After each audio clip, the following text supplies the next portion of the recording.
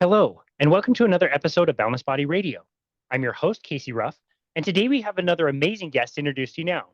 Timothy John Trudgen is the CEO and co-founder of Hope for Health, a nonprofit organization that provides deep learning and supportive coaching using traditional knowledge to improve the health of Australia's Indigenous population. Timothy has worked with Indigenous people located in the East Arnhem Land in Australia for the last 21 years. The people of this region now have the highest preventable death rates in Australia, caused largely by chronic disease, poor diet and lifestyle, and cross cultural marginalization. Timothy has managed the Hope for Health charity over its 10 years of development, while also working as the program's cross cultural educator and is also qualified as a biological scientist and as an anthropologist. The charity is facing the potential that the Hope for Health solution may never be delivered in their communities due to the lack of support from the Australian government and major NGOs. This is partly due to a distrust and resistance to the low carbohydrate diet approaches that Hope for Health takes, even though in Timothy's opinion, that is exactly the solution that is needed. You can find Timothy and the organization, Hope for Health, at www.hopeforhealth.com.au. Timothy Trudgen, what an absolute honor it is to welcome you to Boundless Body Radio. Thanks for having me today, Casey. It's such an honor, man. I'm so excited to chat with you about your own personal story and about the work that you're doing, which is absolutely amazing. I was introduced to this concept by watching the movie The Magic Pill, which came out probably 6 or 7 years ago at this point. And they did an amazing kind of job kind of highlighting the work you do and other people that have found low carbohydrate diets. And yeah, it's always been something I've been curious about. And so I'm really looking forward to, hearing your story and hearing the story of the charity and the state of the state as far as that goes. You and I had a bit of a pronunciation course, which I failed miserably, yes. Unfortunately. Can you pronounce the name of the people that we're talking about? Yeah, so the people of Northeast Arnhem Land are called the Yolngu people. Yolngu. So it's a difficult word to pronounce, and it said Yolngu. Yeah, it's really close. That was pretty close. Hey, all right, good. I'll take that. I don't want to dishonor these Indigenous peoples by butchering their names, so I appreciate you learning that. When I learned Portuguese, you have to learn like nasal sounds, and that was a whole new thing too, and trying to like add that to language. But yeah, that's a tricky word for us Westerners to be able to say. So I appreciate the pronunciation lesson for sure. No worries. Yeah, and look, people shouldn't worry too much about getting the pronunciation wrong because, the Aboriginal people are used to people trying and they want people to try, and that's the important thing. Yeah, I love that. Well, that's great. I really appreciate that. I'm a little bit jealous that where you are is very warm and where I am is very cold. The tide is turning and will be warm here as well one day. But for now, it's very, very cold, and jealous that you're in beautiful Australia doing amazing work. And yeah, one of the scenes that really stood out to me the most in The Magic Pill was the very beginning scene where they're with these people, and you can tell these people are in a pretty bad spot metabolically, like health-wise. They don't look that great. And they do a pretty interesting experiment that I'd never really kind of considered before watching that. And they asked all the people, like, what do you all die from? Like, what happens to the people that are your friends? How did they pass away? And they look around and say, like, it's obesity, heart disease, kidney failure, liver disease, type 2 diabetes, all that stuff. And, it was something like they just like looked around and like 50 or 60% of them already had type 2 diabetes. And then they asked the question, like, okay, what about your parents, the next generation? What did they die from? And it was like tuberculosis and all the diseases that Europeans brought over here. And then the next question was like, what about older people than that? And they looked at each other and they were a little bit like confused. And it was like, maybe accidents, like maybe crocodiles sometimes, or sometimes there would be war, or the number one thing they came up with, like, is old age. Old age is what happened. So I think it's really fascinating to look at an Indigenous culture like that and have them recognize how different it is today to be dying from chronic diseases that you suffer from for so long versus the health of the tribes before, Yeah, I think we often in the West have a perception that ancient peoples, particularly those living as hunter-gatherers, suffered from a great deal of disease, which was just not the case. There were probably significant death rates in the early, at a young age, and it's a traditional understanding that you should expect a child to get skin sores and and infections early on, and that's a risky period for kids. But people's expectation was that in the past, a kid gets to the age of 4, 5, 6, that they're going to grow out of that, and then you expect a healthy life from that point forward, and it really is only war or injury that leads to an untimely death.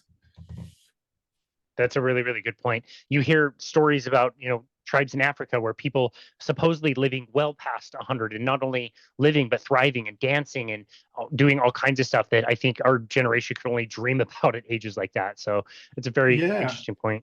And it was true in Australia as well. I actually met a guy in hospital one time, and nobody could work out what he was sick from. And we eventually established that he was well over 100.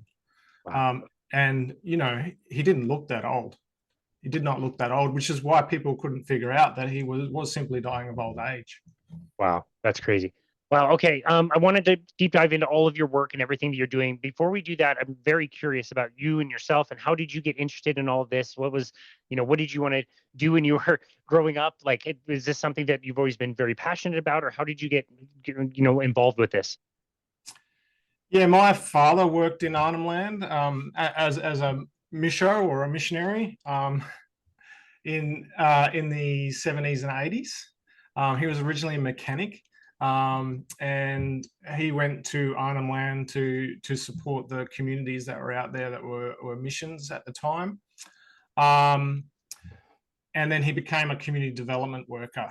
And he got into the importance of education and the ways that we can support Indigenous people to kind of be self-determined. So that was a big influence in my life. But I kind of wanted to go a different way. I kind of wanted to go into conservation and biological science.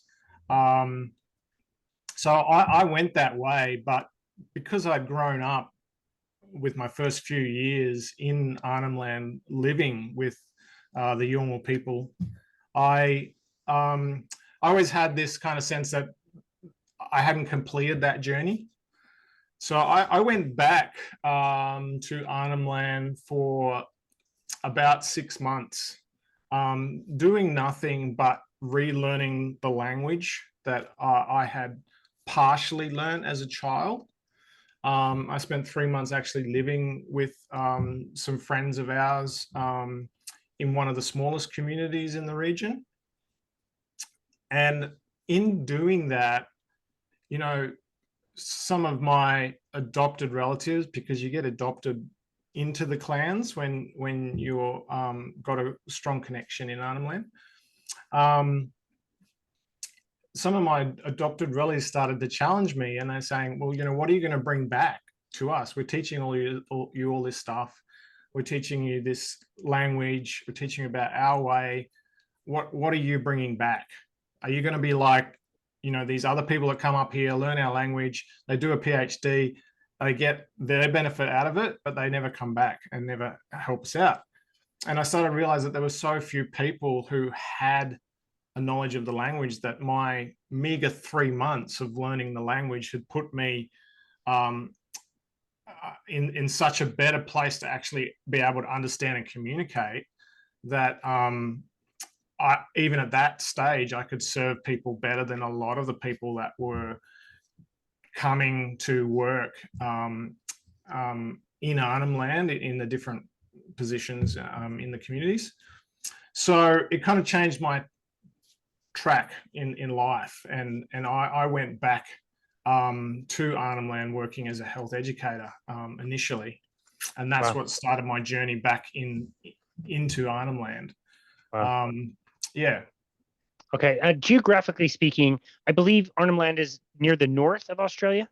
Yeah, it's in the far north of Australia, in what's called the Northern Territory, which is a very large area in the centre of Australia.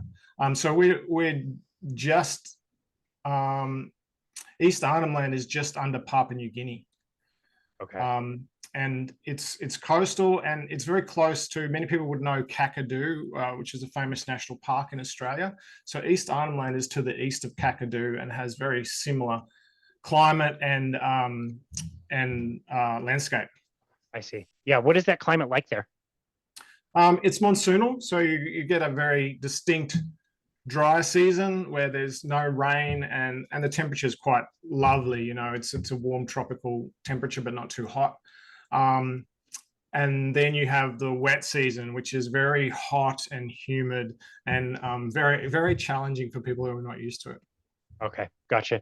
And I'm wondering also about the people. Are there many different Indigenous peoples there, or do they all come from like the same? Do they speak the same dialect? Are they kind of similar in that way, or are there lots of divisions? Yeah, look, that's such a good question, because it's one of the things that are misunderstood about Aboriginal people in Australia. There are a very large number of tribes, and originally, prior to colonization, we're talking about like 300 different language groups at least. Wow.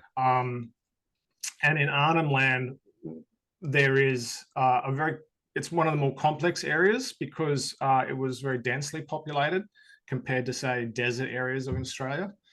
But East Arnhem Land itself probably had like about 80 different distinct nations, if you'd like to call them that. It's hard to find the right terminology, because their ways of structuring their groups is very different to the way that we might think about it. But if you think of there being like 80 different clans in the East Arnhem Land region. But all those 80 clans, although they spoke about 12 different languages, they had a common trade language across the whole region. I was wondering. Okay. Yeah. So it's phenomenal in that most people traditionally could speak at least 4 different languages. Wow. They had similar grammar structures, but very different vocabulary. So people have a lot of language in their head traditionally. Wow, that's incredible. Yeah, I was wondering, as you were saying you were learning the language as you were there, if it would be as helpful if you went one tribe over or a different tribe over, if you had some commonality in the language. It sounds like you would be able to at least complete basic tasks or trade, like you said, even though the dialect might be slightly different. Yeah, across the whole of Arnhem Land, which is a very large area, don't know how to explain it, how large it is. We say it's a third the size of Victoria, but if you're not from Australia, you have no idea what that means. You know, it's probably the size of Tasmania or something like that. Like, it's a very big area. And so I speak a single dialect, and I can use that across the whole area. Wow. and kind of adapt to some of the variations that are around. People do speak English, but they have a very limited vocabulary in that, in English. I see. But if I just go to Kakadu, which would probably, you know, so if I was in central part of East Arnhem Land where I work, you know, 150 k's to the west, I would get to the Kakadu area, and I would not be able to speak the language there at all. There are some similarities in the grammar structure, but there are some major differences that would probably take years to overcome. Wow. So there's large regions across Australia where there are like trade languages that cover that whole region. But when you cross those regional borders, then the language change is quite distinct. I see. Gotcha. Okay. Thank you for that. That's very, very interesting. I wonder if we could talk a little bit about the history of all of this. I assume that these, you know, the Indigenous people were, you know, hunter-gatherers at one point, and probably were for a very, very long time. To your knowledge, can you tell us the story of the history of everything and, you know, the colonization? I assume it would be a very similar story to probably what happened here in North America with the marginalization of the Indigenous peoples around here. Yeah, can you kind of tell us a little bit about that history? Yeah, look, there's a lot of similarities in the colonization of Indigenous peoples around Australia and around the world. Arnhem Land is unique in one way in Australia, in that the people of Arnhem Land actually were successful in pushing out the British on 2 occasions. So when the British first came to East Arnhem Land in a permanent fashion, it was to basically, they sent up pastoralists and said, you guys can have this whole chunk of land as your pastoral lease, right? So you had initially a guy called McCarthy. So he brought a whole bunch of white fellas in, and a bunch of Murray Indigenous police from Queensland. So these were guys who've been brought from Queensland who were paid to basically get the locals into line, you know. And initially they were friendly with the locals and they established some relationships. But then McCarthy kind of turned on them. And actually the first event was he distributed horse meat that was poisoned. Wow. And this is when the local people realized that these guys were not our friends. And they turned to guerrilla warfare tactics and pushed him out. Wow. And then the next group that came in, essentially the same thing happened, although this time it was with this was the African Cold Storage Company who got sent in. They had dealt with Indigenous people in Africa and very aggressive about it. And they had the Winchester, the multi-shot rifle. So, you know, the Yolngu people were in big trouble, but their guerrilla war tactics worked again. And they actually pushed out the East African Cold Storage Company. And from that point, the British set up a barrier along the Roper River, which is at the southern end of Arnhem Land. And everything above that was designated an Aboriginal reserve to keep white fellas out, away from these hostile, you know, primitive savages of the north. And the Yolngu people really thought they'd won at that point, you know. And that's when the missionaries came in and there was an agreement made with the local people. They started to set up communities. There was a lot of massacres in between that also happened as pastoralists again tried to kind of come through and have a picnic with the Aborigines, as they called it, so which was code for massacre. So there was a lot of bad energy there, a lot of horrible stuff, but they ended up establishing a good relationship with the missionaries and had created some very successful townships. But things kind of went south for the Yolngu communities when it shifted to a policy which is called self-determination, which was about giving people control of their own communities, having local councils and all this. But really, it ended up being government control. And all the relationships and capabilities that had been established in the past with missionaries who were kind of cultural go-betweens, they all passed away. And what happened was that welfare came in, and instead of there being a growth of the farming and the fishing and all that was happening, that fell away, and it ended up turning into welfare dependency. And that story really hasn't changed at this point in time. Although, you know, a lot of the people themselves, and there's a lot of elders who are still trying to fight for a way out of that. Wow. Well, thank you for that lesson. I assume as you know, the kind of white culture started to blend in and the communities kind of developed, I'm assuming that's probably when the health started to kind of take a turn, the foods that they might eat started to change.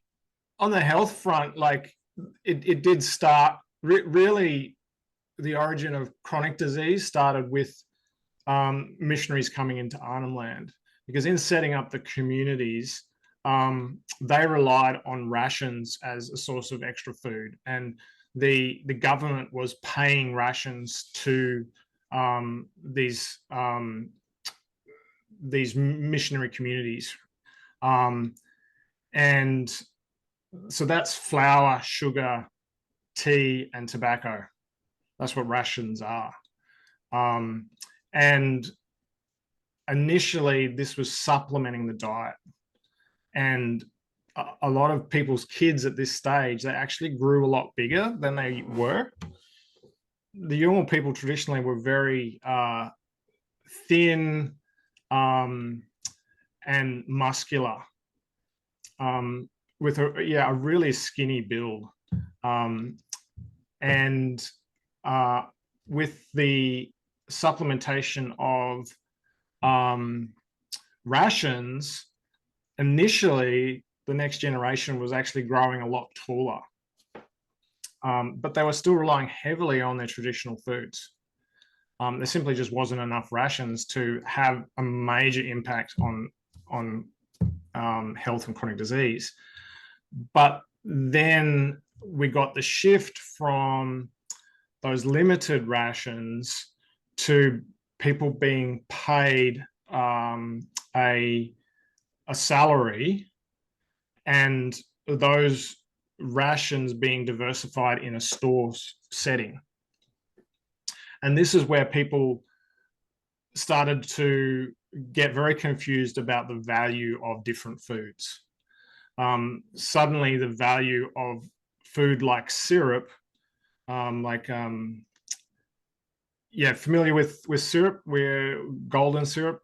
Yeah, sure. Probably a little different, but yeah, I mean, like very sweet, kind of like thick. Yeah. Similar. Yes. Yeah. Coming from, it would have been from sugarcane production in Australia. So it's a thick, golden, molassesy type food. And people would actually use their money to store this food up. So sweet things and easy access foods like flour became highly valued and valued above and beyond traditional foods, because this was the sophisticated white fella food, right? And it was easily available. It tasted absolutely amazing, because where in the natural world did you get anything that sweet? They would have traditional native honey once a year if they're lucky. So this Western food had a kind of shine to it, having been brought in without any real understanding of the lack of nutrition it contained. Wow. Okay. Interesting. Mentioning the traditional diet, what was their more traditional diet in the like, obviously like whole foods and what grows there, but do you know, like, could you take an estimate of like animal foods versus plant foods, and how seasonal were the plant foods? Like, what did the traditional diet look like? So first of all, it was quite seasonal, and it's very much a feast and fast type scenario for them, where there's seasons of plenty and seasons of limited access to food. And of course that varies, would traditionally vary year to year on how what was available, you know. But I'm just trying, I want to get the figures right. So yeah, so the literature suggests that animal foods were about 64% of the diet, 65%, and plant foods were in the range of 30-35% of the diet. So very dominated by animal foods. And people would only eat the animal foods according to the season when they were rich in fat. In fact, if you caught something that didn't have a significant amount of fat in it, then if you had an alternative, you would not eat that food. I mean, I've literally seen people catch large sharks, stingrays in season, and they will cut them open, look at their liver, and if the liver isn't white and full of fat, which is where these animals store their fats, unlike mammals, then they would just leave it on the beach. And it seems illogical to us, but if they were confident that they could get something else, they would go and get something else, because it just, under their traditional knowledge, it's just not worth eating that protein-rich meal without the fat source. Fascinating. Wow. I mean, that's what you hear from all kinds of anthropologists. When it comes to large animals, we overhunted all the large animals because they were easy to hunt, and we prioritized them because they had all the fat. And that was a big thing that helped our evolution. So that is fascinating that you mentioned that, that they would Yes. specifically Yeah. look for the fatness of the animal as the number one priority. Yeah, it's really fascinating, the traditional rules that were in play. And if you look at that plant side of things, so the foods that provided any real degree of carbohydrates would have been fruits, nuts, and tubers. And tubers were the largest source of carbohydrates. So there were certain times in the year and certain years when tubers would be more readily available. So you'd have things like traditional yams, bush yams. These are all really high in resistant starch as well, which means that they're digested in the gut, and they're actually producing butyrates and medium chain fatty acids in the gut, as well as providing quick source of carbohydrates from the stomach. So very different to a lot of the modern starchy foods.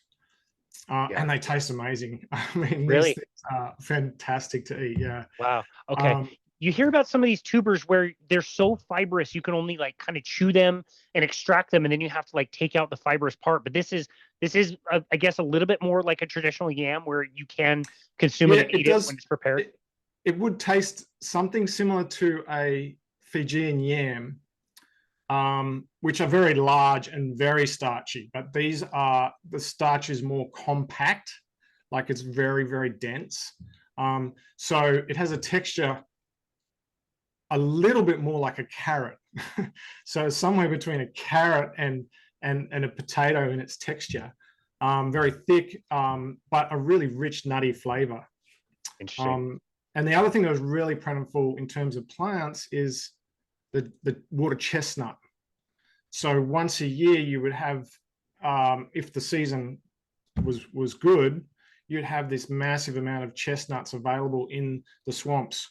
And they would actually have whole ceremonies around that time when that food is plentiful.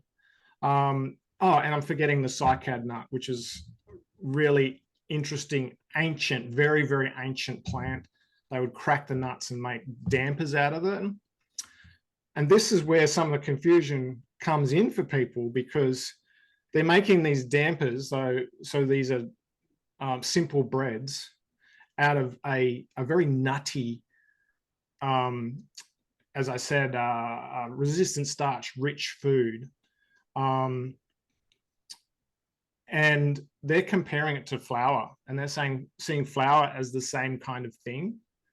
But yet the nutritional difference between cycad and flour is just, there's no comparison. Flour just has no nutrition compared to a cycad bread. Wow. So they're starting to eat these foods as if they're highly valuable foods, and all they're getting out of it is excess glucose.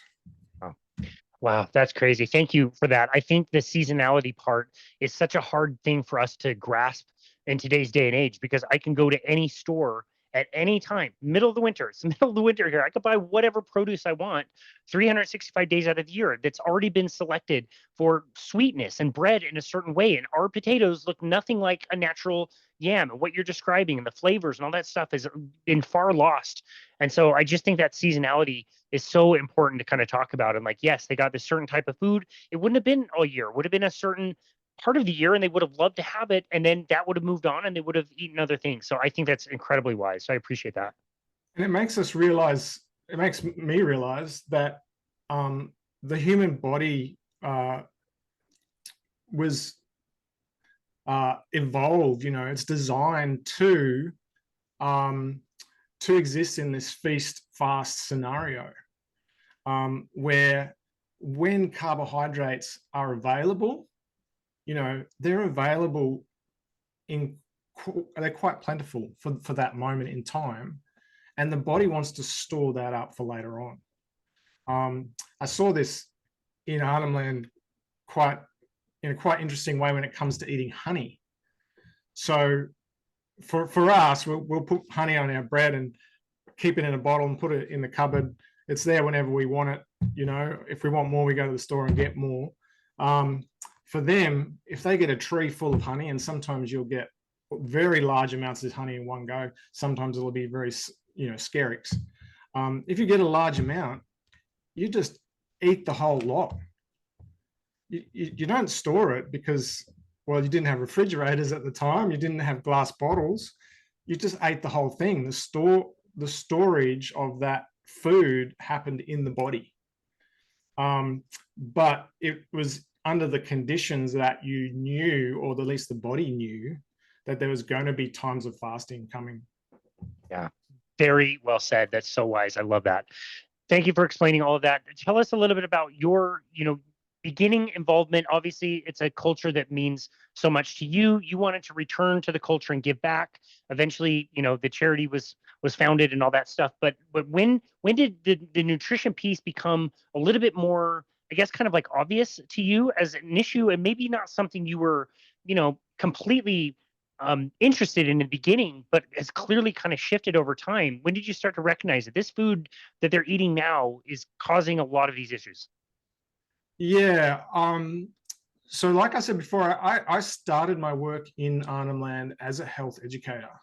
Now, I was focused on infectious disease at the time, but I was often called into hospitals to do what we called an intervention with somebody who wasn't complying, or they had diabetes. And often we had a number of diabetes cases where people were just at a loss at how could we get this person to improve their diet. So I attempted on many occasions to do education around diabetes, and we could explain, what diabetes was. But then when we got to the diet thing, it just never quite added up, because there was this contradiction between the traditional diet and what we were telling people to eat as a diabetic. We were telling them to basically have a low-fat diet, and manage their carbohydrate intake. So they had to count calories. And this is to an Indigenous people group who are struggling to get levels of numeracy where that's even possible. And counting calories is hard for anyone to manage if you're going to have, small meals throughout the day of small amounts of carbohydrates, which are not satisfying.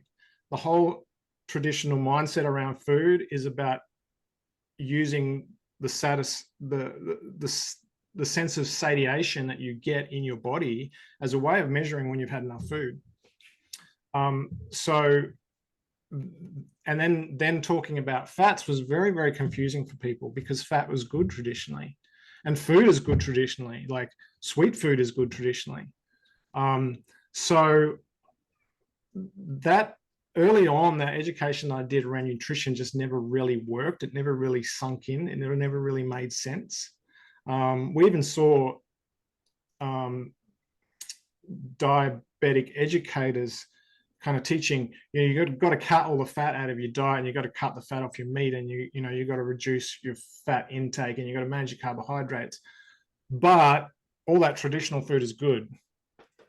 And they'd have pictures of all these highly fatty foods like goanna and, even kangaroo. Kangaroo's said to be a very lean meat, and it is. But if you get it in season, there's these pockets of fat within the body, right, that people are looking for and they're trying to access. So I created this great contradiction. When I was in Arnhem Land, I was then in a situation where my now ex-wife and I were trying to have kids. And what we realized was the limitation on us being able to have a child was actually our nutrient intake. And we were eating relatively well. We were quite aware of so we were having a fair amount of vegetables and that kind of thing, and balanced diet kind of situation, but we were low fat, right? We were not getting the nutrients that came from fat. And so suddenly this understanding of the significance of a traditional diet started to click, where we became aware of the work of the Price Pottinger Foundation and the work of Weston A. Price around traditional diets. But I already had this understanding of what the Yolngu knowledge was around the importance of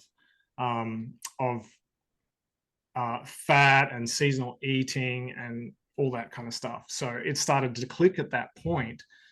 And it was just after we had our first child that this opportunity to start Hope for Health kicked off, where we helped out this lady who was in a wheelchair, a very good friend of ours called Diane, and we started cooking for her once a day, and she asked us to then explain how she could eat well through the rest of the day. And she went from being in a wheelchair due to complications of diabetes to actually walking around the community up and down hills, and everybody in the community was like, what happened? And all these ladies started coming to us and saying, do for us what you did for her. And that was the start of the Hope for Health journey, where then we started to have this conversation around what is your traditional knowledge about foods and what happened with colonization. And we said, we found a retreat in Australia where they ate meat, which was hard to find, something that wasn't low fat, so we found this retreat and that honored traditional diets. And we went there and went through their course and shared that with the ladies, me translating the knowledge. So we started to work out through this process what knowledge was needed for Yolngu to eat foods in a way that was not only consistent with their traditional knowledge, but was also going to enable them to overcome and beat their chronic conditions. And people wanted to beat them. They didn't want to be on a diet of just managing, where they still had to take medications and all this stuff. They're saying, if there is a way that we can, not have to take those medications, and essentially get rid of our diabetes, which is officially called remission, then we want to do that. And for a lot of the ladies, that was their goal, even though it's a very difficult goal to achieve in Arnhem Land. Sure. Wow, that's incredible. What amazing work. So it doesn't sound like compliance was a big deal, especially considering you're putting them back on their traditional diets. And so sure, they may be a generation or two or three removed from eating those foods, but it's got to be part of their, genetic code that they would want those foods. But what about access to some of those foods? Was it difficult to find some of the traditional foods, or had over hunting or over harvesting or whatever had already limited access to those foods? Well, there's two aspects to that. And one is that when we talk about building on the traditional diet, we're not necessarily saying that people have to go back to traditional foods. We're saying use your traditional dietary frameworks, and we've got a set of traditional rules that come from the cultural frameworks of the past. Use these rules as a guide for how you to eat, Nice. for understanding modern foods, for understanding what foods are good. So the goal is not necessarily to get people to eat traditional foods, which are not always available, to being able to go into a shop and make a good selection. I see. That said, the people themselves are really keen to get as much traditional food in as they can.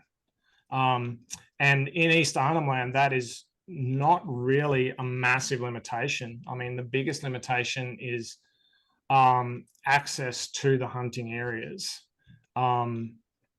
where, when you're unwell and when, you don't have the resources and you're used to living a semi-modern lifestyle, it is really hard to get out to the hunting areas to collect food. And honestly, the Australian system around wildlife management and collection of traditional foods actually makes it very difficult to share those foods back in the community in an economically viable way.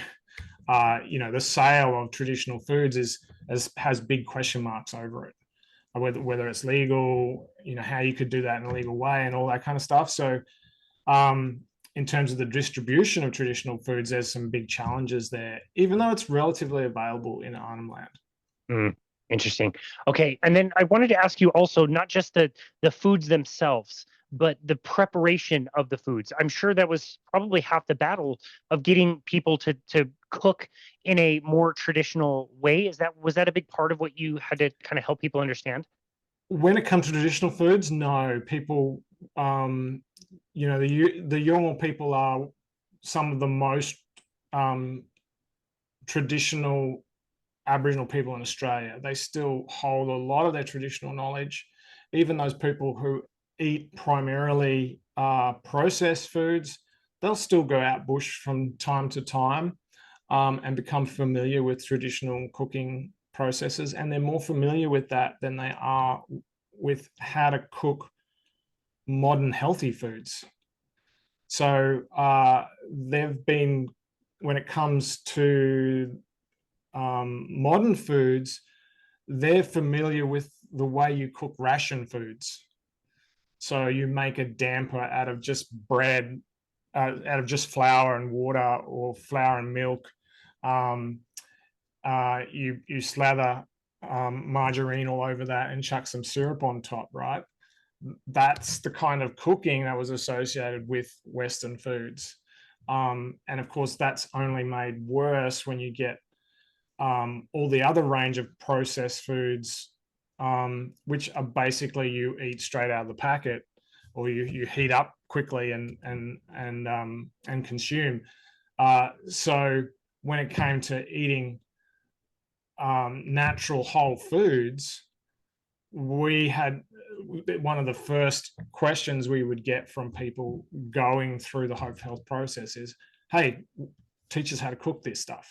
So cooking became a very key part of the way we connected with people and the way we supported people in the community when they were trying to change their diet. Wow, that's amazing. We mentioned in the introduction that there are challenges for the nonprofit, for the charity, and we'll get to those in a second. But as you look back on the work that you've done there, what have been some of the most transformative and positive things you're really, really proud of that you guys have been able to accomplish? I mean, the initial retreats that we did were amazing. Like, just to see people where people would go, we'd take them out bush for 2 weeks, have a completely clean, low carb diet, and where a large amount of that was their traditional diet that they were going out and collecting themselves, and just to see the transformation over those 2 days was incredible. I mean, that's documented in the Magic Pill documentary, and then seeing the impact of that on the community itself was so encouraging, that people were just looking at these ladies and the transformation they had gone through, and going, wow, maybe food actually does make a difference. Maybe it does actually matter what I choose in the store, because people are generally thinking, food is just food. It's like in the bush, all the food's good in the bush, all the food in the store must be good. And suddenly they're starting to question that. So that's probably the first thing. And recently we completed a research project. When I say recently, it's been 2 years now. In 2022, we completed that. And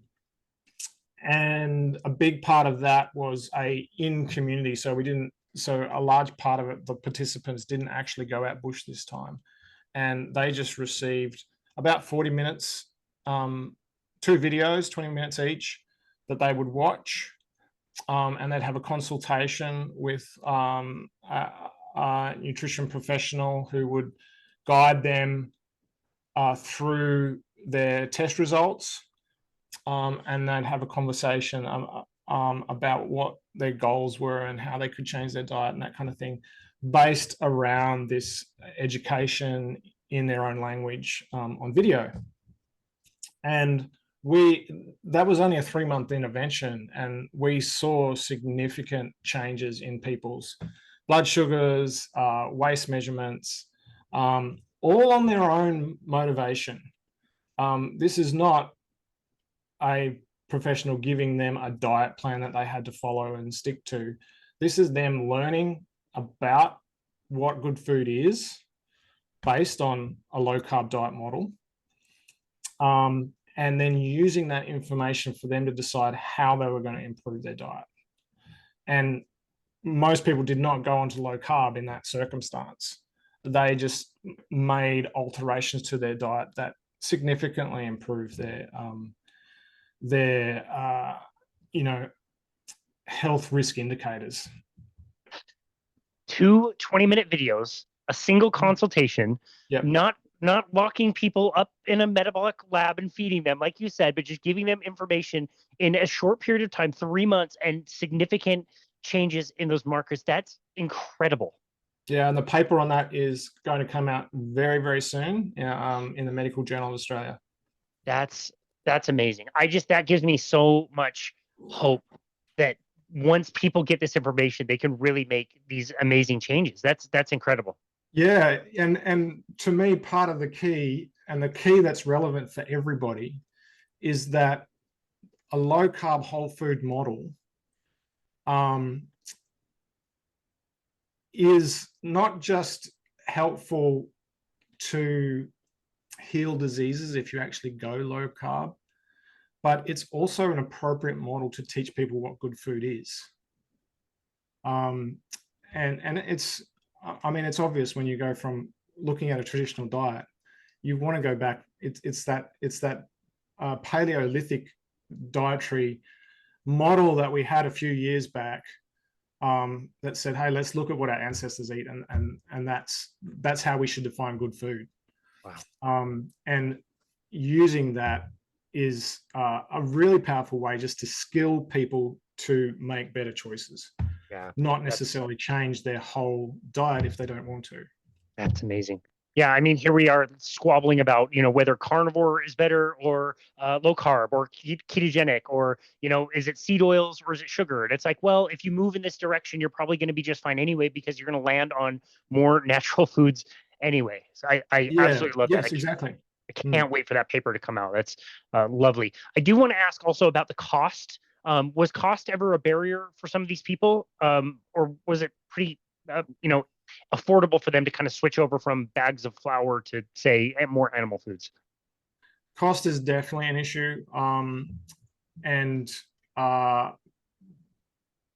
it's a complex issue, because you're dealing with quite dysfunctional communities. As within any person's family in Arnhem Land, there will be a large number sometimes of people who are quite dysfunctional, addicted, have mental health disorders, just have been enculturated into a very, very bad way of living. You have, even to the degree where you have mothers and grandmothers being constantly blackmailed and threatened by their 20-something-year-old sons, so they can get money and go buy cigarettes or alcohol or drugs or Coke, or ice cream or whatever it is they want. It's always going to be something addictive. So the people have to deal with these multiple challenges. Keeping a fridge going and keeping food in the fridge that adds to that complexity as well. So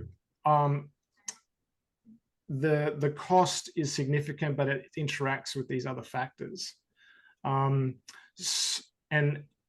we've always taken the approach that has to be solved by the people themselves, because it's too complex for someone to come from outside and say, well, you can't really eat this food because it's too expensive.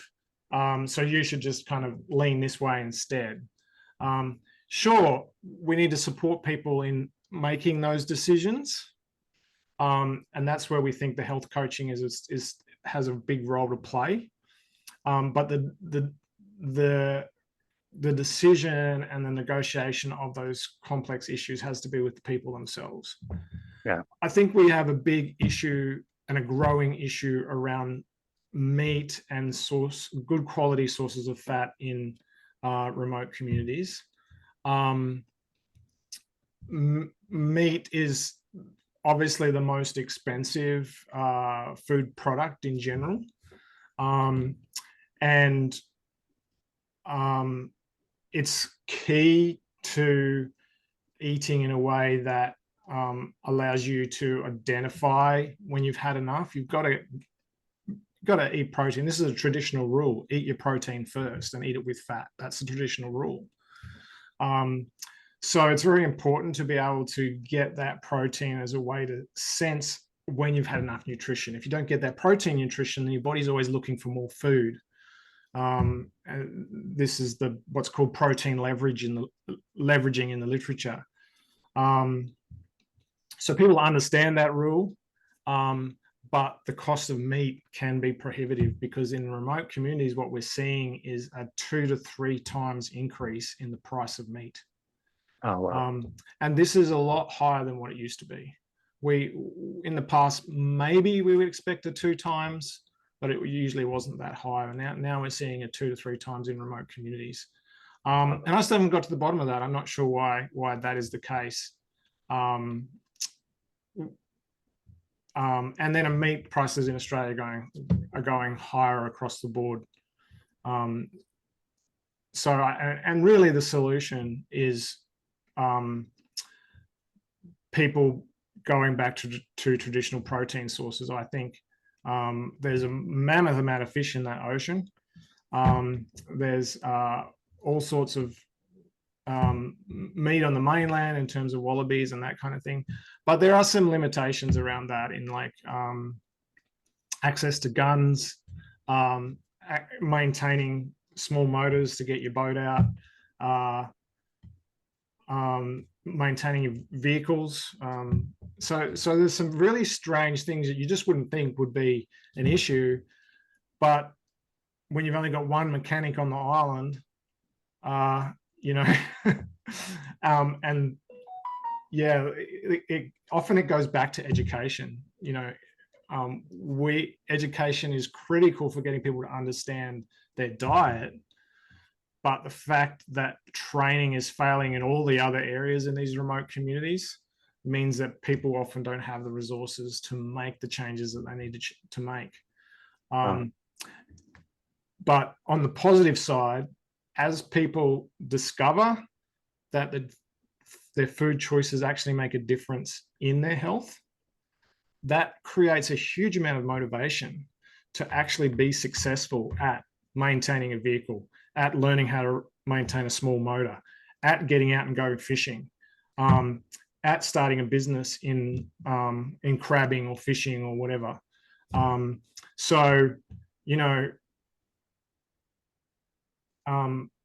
Changing people's understanding of foods has these roll-on effects for the whole community. Yeah, that's a really good point. That's way more complex than I would have ever considered. I really appreciate that. In the introduction, we did mention some of those challenges that we've been talking about. How can people support? What can people do to help to kind of move this message forward? Yeah, so the challenges for us are twofold. We're a very small organization, and there's a lot of very large established organizations in Arnhem Land, and it can just be hard to get a voice. So we're trying to build a voice for ourselves. And so we really need a larger network of people in Australia and across the world talking about what we're doing and the successes we're having and the challenges that we're facing.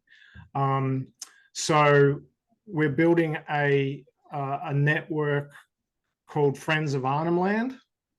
And people can connect with that by going to foa.net.au or just going to the Hope for Health website, which is hopeforhealth.com.au, and signing up to our newsletter there. And so that's one way. And the other thing is that we are really struggling with funds, particularly this time where we've been waiting for our research to come out. Where we're hoping that when the research is published, that we will get a very positive response from government and significant funders. But that's going to take time, and in the meantime, we actually need to be sustainable. So we're asking people to support us also, and that can be done through either of those websites, hopeforhealth.com.au. Or foa.net.au. Excellent. We'll be sure to link all of that in the show notes as well. For you in particular, what makes you optimistic for the future? That the challenges that you're describing are very real and really hard to overcome. Just to have other organizations and feel like you're, a smaller organization not having that voice, that's a significant challenge. What makes you optimistic and what makes you keep trying to fight for this? What makes me keep trying to fight for it is that, like, the potential of changing the whole of Arnhem Land. I mean, we're talking about 10,000 people who have this really valuable, unique culture, who live in a part of the world that should be shared with the whole of the world, but can't be because their whole social structure is falling apart. And initially, it's because of health. It's because of elders passing away. It's because of family structures that are falling apart as people get sick. So to see that change really motivates me. I thought when we first saw the success in Hope for Health, I thought, this is going to be easy. People are going to be falling over themselves to try and support this, because so many health intervention programs, so many different things that have been tried in remote Aboriginal communities just don't work. And suddenly here's something that works, and we just thought, oh, like money's just going to flow our way, but no. So I think people can't quite capture the vision, the possibility that's out there of actually changing the health circumstances of a whole people group. That's what very much drives me. And what was the second part of the question? Oh no, that was it. What makes you optimistic about the future, and what makes you keep fighting? Well, the other thing that I'm optimistic about is that the traditional diet now, the frameworks of the traditional diet now have a platform. We now know that low carb, high fat, whole food diets lead to diabetes remission.